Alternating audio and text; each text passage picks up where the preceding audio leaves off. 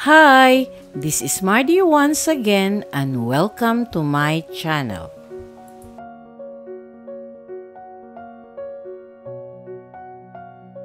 Hello mga ka-istorya! Welcome back to At Home with Mardy. To all fight fans and curious minds, today we're diving into the life of someone who's just Manny Pacquiao's son but a rising boxing star in his own right. The one and only Eman Bacosa Pacquiao. From an undefeated streak in the ring to overcoming challenges in his early life and even catching the internet's attention with his dashing looks, Eman is carving his own legacy. And today, we're uncovering 7 amazing facts about him that you probably didn't know. So grab your gloves and get ready because this story packs a punch.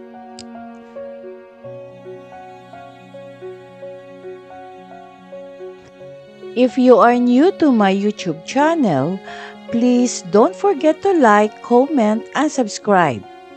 At para updated kayo sa mga susunod kong videos, please click the bell notification below. At sana po, don't skip the ads and please watch until the end of my video. So here are 7 mind-blowing facts about Eman Pacquiao you didn't know. Number 1, full name and birth details. Emmanuel Joseph Bacosa Pacquiao, na mas kilala bilang Eman, ay ipinanganak noong January 2, 2004 sa masiglang lungsod ng Tagum, Davao del Norte, Philippines. Mula sa simula pa lang, nakaroot na ang buhay niya sa rich culture at community ng kanyang hometown kung saan unti-unting nagsimulang mag-unfold ang kanyang kwento. Number 2, boxer in his own right. Kahit anak siya ng isang global boxing legend, determined si Eman Bacosa Pacquiao na gumawa ng sarili niyang pangalan sa ring. Isa siyang professional boxer na may impressive na record at bawat laban kitang-kita ang skill at power niya. Noong October 29, 2025, pumasok siya sa ring sa Thrilla in Manila 2 undercard at umuwi bilang panalo sa pamamagitan ng unanimous decision. Scores ng judges 58, 55, 58, 55 at 60, 53. Sa bawat suntok niya, pinapakita ni Eman na hindi lang siya basta anak ni Manny Pacquiao, kundi isang rising star na gumagawa ng sariling legacy sa boxing. Number 3, physical build and style.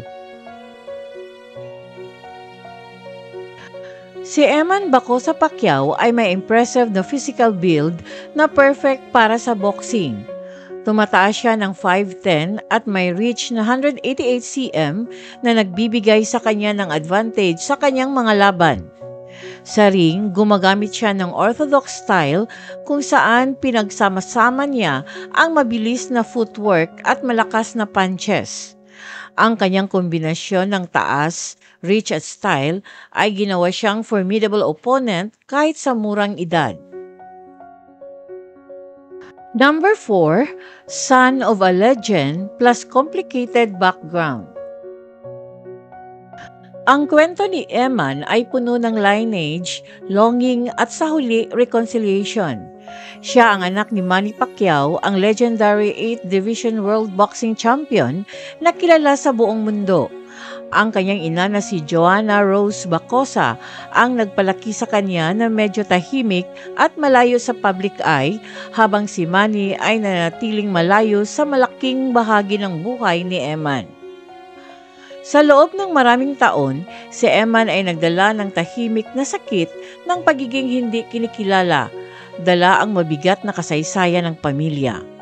Pero noong 2022, nagbago ang lahat sa isang matagal nang hinihintay na reunion. Sa isang official at personal na gesture, pinirmahan ni Manny ang dokumento na opisyal na kinikilala si Eman bilang kanyang anak at binigyan siya ng Pacquiao name. Higit pa ito sa simpleng perma. Ito ang pagsasara ng chapter ng distansya at simula ng bagong band, nag-uugnay sa ama at anak sa ilalim ng anino ng shared legacy. Number 5, Early Life Challenges. Hindi naging madali ang mga unang taon ni Eman. Kahit bata pa lang siya, ramdam na niya ang bigat ng pangalan ng kanyang ama. Totoo man o perceive lang, at nakaranas siya ng bullying dahil dito. Sa malaking bahagi ng kanyang kabataan, ginamit niya ang apelyido ng kanyang ina, Bacosa, bilang tahimik na proteksyon laban sa public scrutiny na dala ng pagiging anak ni Manny Pacquiao. Dinala rin siya ng buhay sa malayo. Lumipat siya sa Japan kasama ang pamilya ng kanyang ina, nag-a-adjust sa bagong kultura habang pinipilit hawakan ang piraso ng sariling pagkakakilanlan. Sa kabila ng mga hamon, may isang bagay na laging nandyan: boxing. Mula pagkabata, nagsasanay si Eman sa sports, sumusunod sa yapak ng kanyang ama, natuto ng disiplina, resilience at tahimik na lakas na kalaunan ay nagtatakda sa kanya bilang tao. Number 6, a rising star and public appeal. Habang hinahasa ni Eman ang kanyang skill sa boxing ring, napansin na rin siya ng publiko sa labas ng sports. Hindi maiwasang mapansin ang kanyang striking looks at mabilis itong naging usap-usapan sa social media. Tinawag siya ng fans at netizens na Piolo Pacquiao dahil sa pagkakahawig niya sa sikat na Filipino actor na si Piolo Pascual. Tinanggap ni Eman ang nickname ng My Grace na may humble at grateful na sagot. Maliit man itong bagay, minarkahan ito ang simula ng kanyang sariling public appeal, isang presence na lampas sa legacy ng kanyang ama at nagpapakita ng isang batang lalaki na unti-unting hinuhubog ang sarili niyang identity sa parehong sports at spotlight. And number 7, Eman Pacquiao is making his own path. Kahit na sobrang laki ng shadow na dala ng legendary career ng kanyang ama, determinado si Eman na tahakin ang sarili niyang path. Ayaw niyang ma-define lang bilang anak ni Manny at gusto niyang makita ng mundo ang kanyang sariling kakayahan at dedikasyon sa boxing. Binigyang diin ito ng mga media outlets na sinasabi na gusto niyang mapatunayan ang sarili niya sa kanyang sariling terms. Gaya ng sinabi ng isang article, he is not content to live in anyone's shadow. Sa bawat training session at bawat laban, unti-unti niyang hinuhubog ang legacy na uniquely sa kanya.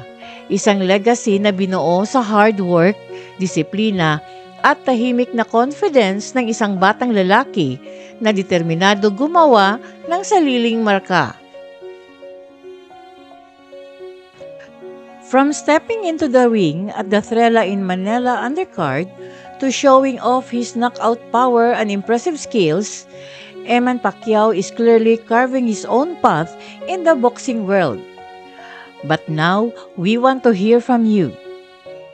Do you think Eman will follow his dad's legendary footsteps? Or do you see him creating his own boxing legacy? Comment down below and let us know your thoughts. And don't forget to like, share, and hit the subscribe button if you want more stories about rising stars like Eman. Thanks for watching, and I'll see you in the next one. Daghang salamat.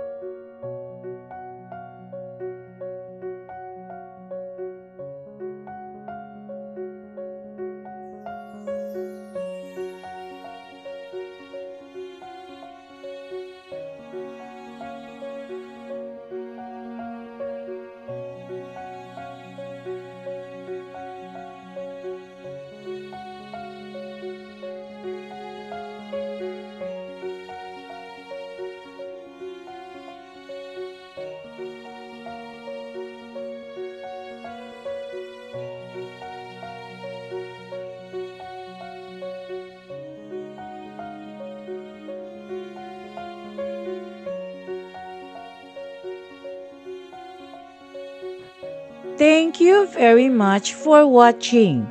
And according to Annette Fonicello, life doesn't have to be perfect to be wonderful.